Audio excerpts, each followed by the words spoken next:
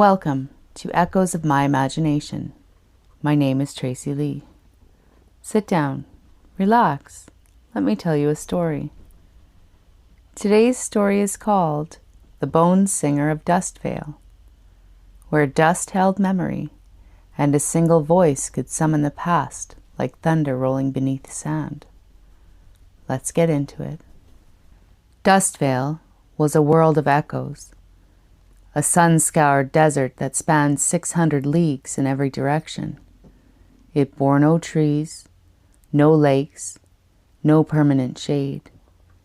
The only relief came at dawn and dusk when the wind slowed and the bones began to whisper. These bones were not from animals, at least not known ones. Bleached, curved, etched with markings no scholar could decode, the desert bones jutted from the ground like ancient antennae.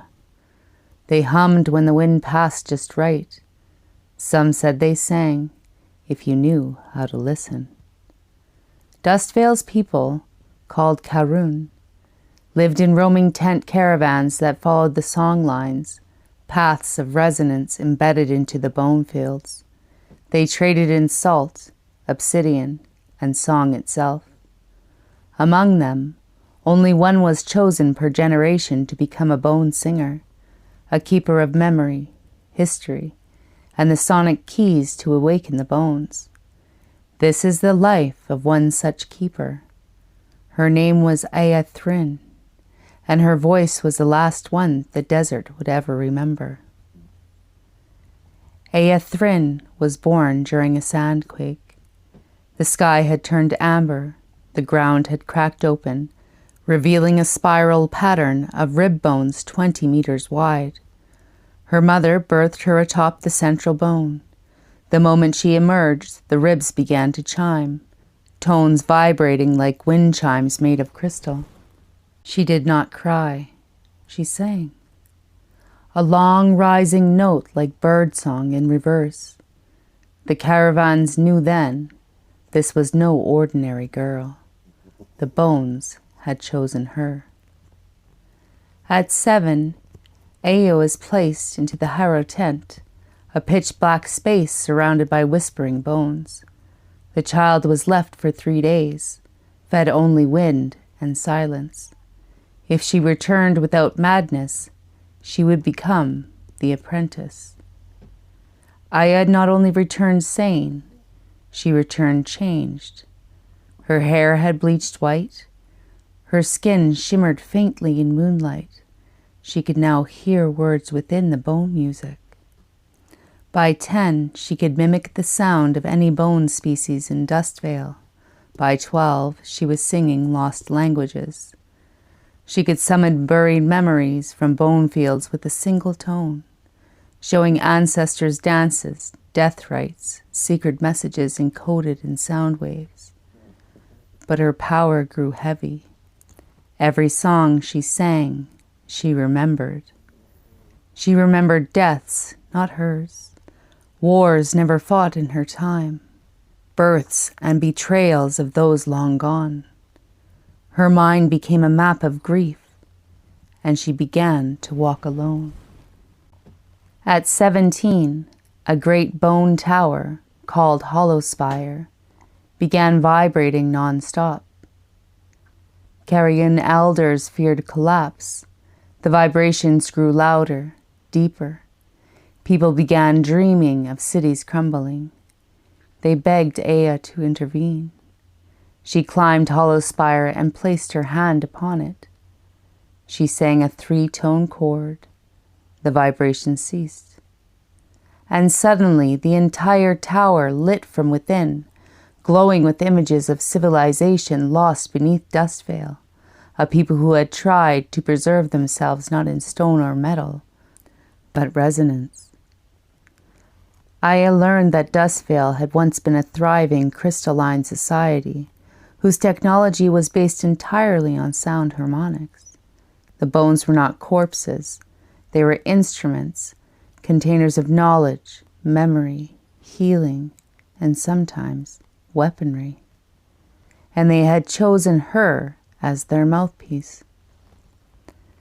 When Ayatrin began the final singing, she did not speak it aloud.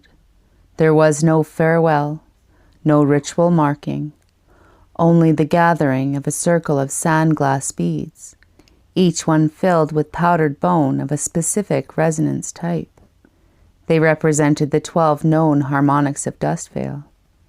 She wore no robes. She braided her white hair with fragments of cracked ribstone and placed a single note chime on her ankle, a ceremonial bell made of desert glass and bone filament. It would only ring if her voice dropped below a soul frequency. It never did. Her voice began at the fracture line of Ayatrin, where the wind split in 2 directions and the most dissonant tones had long gathered. No one had sung there in 400 years. The earth cracked with brittle memory. Aya hummed a drone note that matched the oldest surviving pre-collapse recordings of the Ayatrin tone. As she sang, the ground loosened, revealing a buried skeleton of crystal wiring and glyphs etched in obsidian. The air around her shimmered with sound, not music, but feeling, regret, longing, devotion.